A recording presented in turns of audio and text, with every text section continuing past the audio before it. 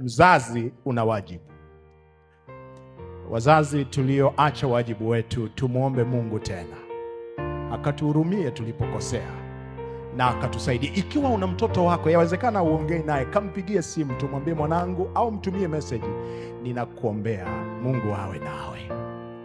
Usiache kuwaombea watoto wako mahali popote walipo. Wataje, weka ratiba katika maisha yao. Kila siku taja majina. Leo unamwombea huyu, kesho huyu. Waombee, Bwana aingilie kati. Nakumbuka wakati fulani nikiwa mchungaji mahali fulani, mama mmoja akaja akaniambia, kijana wangu ninajaribu kila njia, imeshindikana, sijui nitafanyaje pastor. Nikamwambia, mama, tuombe. Hili linatoka kwa nani? Kwa Bwana tu. Tukaomba pamoja naye, akanipa namba ya simu, tukaongea na yule kijana wake.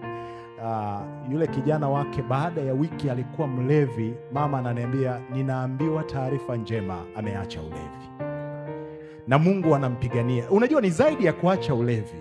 Watoto ni thawabu, zawadi kutoka kwa nani? Kwa Bwana.